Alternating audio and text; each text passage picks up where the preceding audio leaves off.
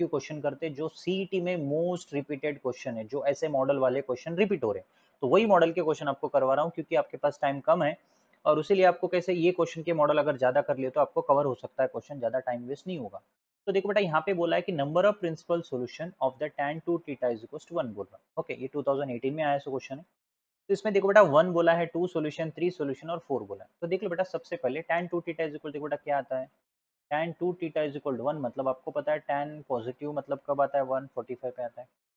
tan कब आ रहा, 45 डिग्री, 45 डिग्री मतलब पाई बाय 4 लिख लो।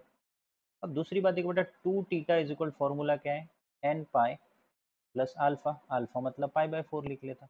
ओके, ये तो पहला वाला हो चुका है आपका। ठीक है, अब दूसरी बात कि और एक जगह कहाँ पर आ सकता है, तो देख लेते बेटा कि आपको क्या करना है, आपका तो कंडीशन पता है 0 डिग्री से लेके 360 के बीच में आना चाहिए।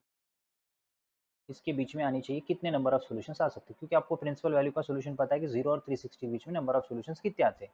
ओके, क्योंकि प्रिंसिपल की वैल्यू 0 360 से बड़ी नहीं होती है और 0 से छोटी नहीं होती, इसके बीच में आना चाहिए। तो सबसे पहले देखो बेटा, सबसे पहले मैं क्या करता हूँ, एन इज इक्वल 0 डाल के देखता हूँ तो कितना आएगा, 2 theta is equal to n की जगह अगर 0 डालूंगा तो कितना आएगा, सबसे पहला सोल्यूशन पाई बाय 4 आ चुका है।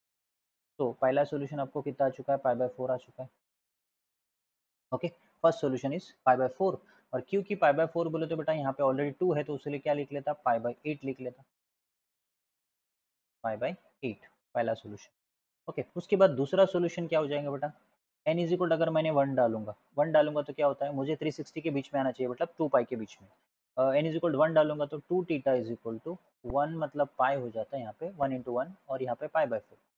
तो 2 8 इज इक्वल, क्रॉस करूंगा तो 4 पाई प्लस पाई बाय 4 कितना हो जाता है यहाँ पे, 2 theta is equal 5 pi bye 4 होता है। तो थीटा की वैल्यू कितनी आती है, 5 पाई बाय 4 बोले तो 5 पाई बाय 8 आ जाए। ठीक है, तो आपको दो नंबर ऑफ सॉल्यूशंस आएंगे, वो भी किसके बीच में बेटा, 0 degree is less than pi by 4, एक पाई बाय 8 एक आ चुका है, लेस देन 360 के बीच में, और 0 डिग्री इज लेस देन उसके बीच में क्या आ चुका है, less than or equal to 2 pi 5 pi by 8। ये दूसरा सॉल्यूशन है, किसके बीच में, 360 डिग्री के बीच में। This is called number of solutions. कितने नंबर ऑफ सॉल्यूशंस आ रहे हैं, ओनली 2 सॉल्यूशंस आ रहे हैं।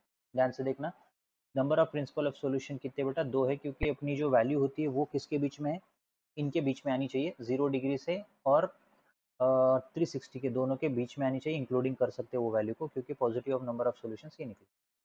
ध्यान रखना, इसमें कौन सा क्वेश्चन पूछा गया था, in triangle ABC with usual notation B is equal 2c दिया और and capital B is equal 3c दिया। फाइंड क्या करना है आपको, साइन ए निकालना है बेटा, क्या निकालना है, साइन ए। ठीक है, अब मुझे लगता है आपको साइन रूल तो फॉर्मूला पता है बेटा, क्या है, b upon sine b is equal to c upon sine c लिखता है बेटा, क्योंकि अपने पास साइन ए निकालना है तो मैंने ये फॉर्मूला लिख लिया। तो आपको पता है बेटा स्मॉल बी की वैल्यू क्या दे रखी है, 2c दे के रखी है। ओके, और बी की वैल्यू क्या दे रखी है बेटा, यहाँ पे साइन 3c बोल के दे के रखा, इज इक्वल टू यहाँ पे कितना है, सी अपॉन साइन सी, सी अपॉन क्या है, साइन सी। चलो, अब थोड़ा सा ये काम कर लेते हैं कि यहाँ पे वेरी सिंपल है कि दोनों को अगर क्रॉस मल्टीप्लाई करते हो, ओके, क्रॉस मल्टीप्लाई मतलब देख लेना कि b इज इक्वल 2c है और b इज इक्वल 3c दे दिया, तो आपको पता लगा है कि b की वैल्यू 2c है और b इज इक्वल 3c उसी ने दिया बेटा क्वेश्चन में, ध्यान देना है, कंफ्यूज नहीं होना है। ओके, अब यहाँ पे देख लेना कि आपको क्या कटिंग होती है और क्या बचती है।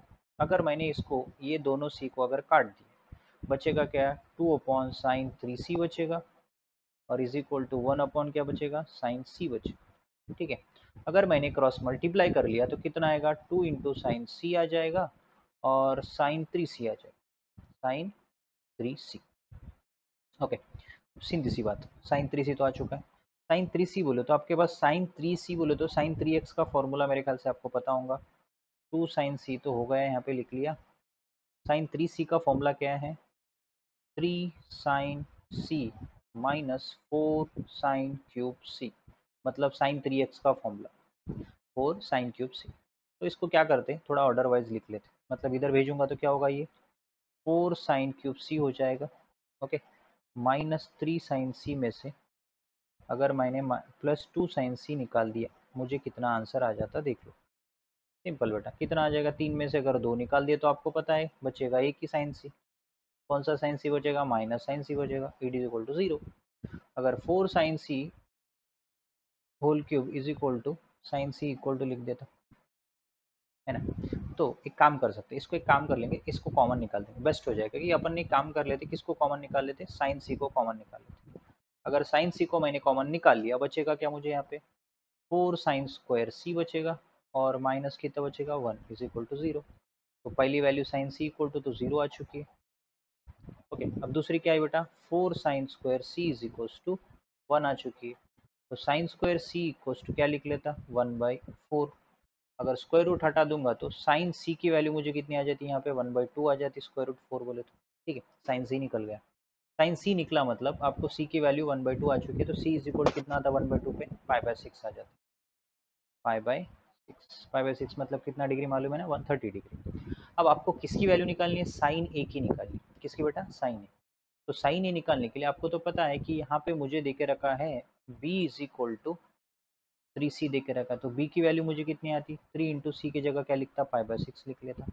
3 1 ज़ा 3 2 ज़ा, b की वैल्यू भी मुझे कितनी आ गई, 5/2 आ चुकी है, 5/2 आई। थोड़ा सा लेंदी है, कंफ्यूज नहीं होना, 5/2 आ गई और c आ गई। अब यहाँ पे देखते, c की वैल्यू पता है, b की वैल्यू पता है, बस a की निकालना है। आपको तो पता है बेटा a plus b plus c is equal कितना डिग्री आता है, a plus b plus c is equal to pi. अब देखो a की वैल्यू मुझे कितनी है बेटा, नहीं पता, b की वैल्यू मुझे पता है 5/2 है, और c की वैल्यू भी पता है 5/6 is equal to pi. Okay, ये ज़्यादा कन्फ्यूज कर रहा तो 90 डिग्री, ये रेडियन में कन्फ्यूज कर रहा तो सीधा लिख लो ना 30 डिग्री, और इधर 180। 90 प्लस 30 कितना हो जाता है, 120 हो जाता है। 120 में से अगर अपन ने 180 निकाल दिए, बचेगा कितना मुझे यहाँ पे, ए इक्वल 60 डिग्री बचेगा। तो मुझे पता लगा कि ए की वैल्यू मुझे निकल गई। ठीक है, ये वैल्यू 60 डिग्री मतलब आपको पता लग गया कि ये 60 कब आता है, √3/2 पे आता है। तो अपना फॉर्मूला क्या है, साइन ए बोले तो कितना है, ए की जगह 60 डिग्री डालना है, 60 डिग्री मतलब √3/2, ऑप्शन नंबर 1। थोड़ा सा लेंदी है बट क्वेश्चन इंपॉर्टेंट है। थोड़ा सा लेंदी लग रहा है आपको, करने में थोड़ी दिक्कत होगी, ऐसे ही डिफिकल्टी क्वेश्चन थोड़े घुमा फिरा के पूछे जाते हैं, थोड़ा सा ध्यान देना, ठीक है ना।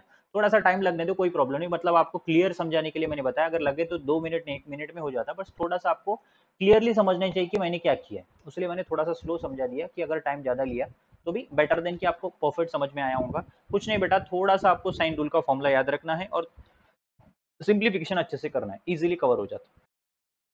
Hello guys, one more question देखो बेटा ट्रिग्नोमेट्री का, जो यहाँ पे पूछा गया है, number of solution of sine square theta is equal to 1/2 in 0 to pi के बीच में। देखो बेटा 0 टू पाई के बीच में कितने नंबर ऑफ सॉल्यूशंस आ सकते हैं, वेरी सिंपल। तो सबसे पहले देखो बेटा क्या दिया है अपने को, 0 sine square theta is equal to 1/2 है, अगर इसको मैंने स्क्वायर हटा दिया तो कितना आएगा बेटा, सबसे पहला सॉल्यूशन 1/√2 आ जाएगा। 1/√2 मतलब कब आ जाता, 1/√2 विल बी साइन 45 डिग्री पे एक बार आता। ओके, तो थीटा की वैल्यू पहली 45 निकल गई, पहला सॉल्यूशन निकल। अब साइन पॉजिटिव देखो बेटा कहाँ पर है, साइन पॉजिटिव सेकंड क्वाड्रेंट पे, सेकंड क्वाड्रेंट मतलब क्या है, 180 minus theta is equal to sine theta, ये पॉजिटिव हो रहा है। तो आपको देखो बेटा थीटा की वैल्यू 45 है, तो 180 में से अगर मैंने 45 निकाला तो मुझे क्या आता बेटा, दूसरा solution, how much will get, दूसरा सॉल्यूशन 1/2, 1/√2 है, 180 में से अगर 45 मैंने निकाला तो 135 आ जाता। तो अपना सेकंड सॉल्यूशन जो है बेटा 135 डिग्री 1/√2 के बीच में आता है। तो किसके बीच में बेटा, 0 और पाई के बीच में कितने नंबर ऑफ सॉल्यूशंस आ रहे हैं, एक आ रहा है theta is equal to 45 degree और दूसरा आ रहा है 135। अगर इससे ज़्यादा नहीं आ सकते, अगर आएंगे तो बड़े हो जाएंगे, इसलिए we have number of 2 solutions, दो सॉल्यूशंस आएंगे बेटा। आपको जनरल सॉल्यूशन कितने आएंगे बेटा, sorry, number of solutions of science को थीटा इज इक्वल 1/2, 0 और पाई के बीच में दो ही नंबर ऑफ सॉल्यूशंस आएंगे, एक है 45 डिग्री और दूसरा है 135 डिग्री। मोस्ट इंपॉर्टेंट क्वेश्चन बेटा, ऐसे टाइप के क्वेश्चन ही ज़्यादा से ज़्यादा रिपीट होते हैं सीईटी में, और वेरी सिंपल, बस थोड़ा सा ध्यान से और थोड़ा सा सोच समझ के करना है कौन से क्वाड्रेंट में क्या आता है, क्योंकि आपको पता है सेकंड क्वाड्रेंट में साइन पॉजिटिव रहता है, सेकंड क्वाड्रेंट में साइन पॉजिटिव रहता है, तो 180 प्लस 180 माइनस होता है 180 से और 0 के बीच में, ठीक है ना। चलो गाइस, क्वेश्चन नंबर 5 देखते हैं बेटा, मैथ सीईटी में जो पूछा गया प्रीवियस ईयर में, कौन से इनवर्स वाला देखो बेटा, थोड़ा सा अलग मॉडल है। ओके, तो क्या दिया बेटा, cos इंटू tan इनवर्स 1/3 दिया प्लस tan इनवर्स 1/2 दिया। ओके, ABC ऑप्शन दिया बेटा, इसका आंसर क्या आ सकता है। तो सबसे पहले बेटा cos को वैसे ही रखो, आपको एक फॉर्मूला याद आ होगा, इसको देखे तो tan inverse of x plus tan inverse of y का फॉर्मूला याद आ दो, याद है ना, क्या बेटा, tan इनवर्स का formula x plus y upon 1/xy, ठीक है। तो वेरी सिंपल, यहाँ पे x की वैल्यू आपको तो पता है क्या है, यहाँ पे 1/3 है और 1/2 है, और इधर कितना है 1/3 इंटू 1/2। आप इसको सिंप्लीफाई कर लो, आंसर क्या था देख लेते हैं, क्या होगा इसका आंसर, अगर क्रॉस करूँगा तो 2 + 3 डिवाइड बाय 6 हो जाएगा, 1 - 1/6 हो जाएगा। उसको क्रॉस कर दूंगा तो कितना आएगा, tan इनवर्स ऑफ 5/6 हो जाएगा। नीचे क्रॉस कर दूंगा 6 - 1/6 हो जाएगा, 6 6 कटेगा और tan इनवर्स अब मुझे कितना आएगा यहाँ पे 5/5 आ जाएगा। 6 में से 1 कटेगा तो tan इनवर्स इक्वल टू 1 बचे।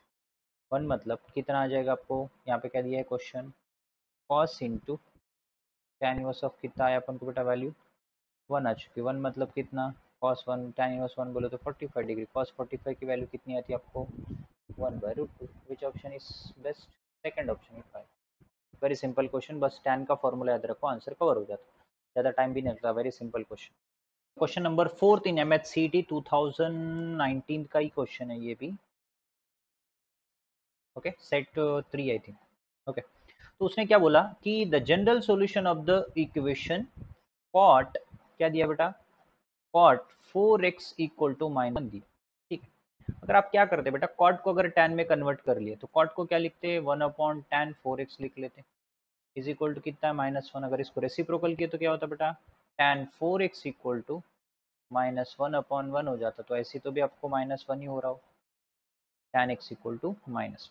ओके, तो यहाँ पे देखो नंबर ऑफ सॉल्यूशंस दो निकलेंगे। सबसे पहले देखो क्या हो सकता है कि tan नेगेटिव कहाँ पर है, tan दो जगह नेगेटिव है, एक होता है सेकेंड क्वाड्रेंट और एक होता है फोर्थ क्वाड्रेंट।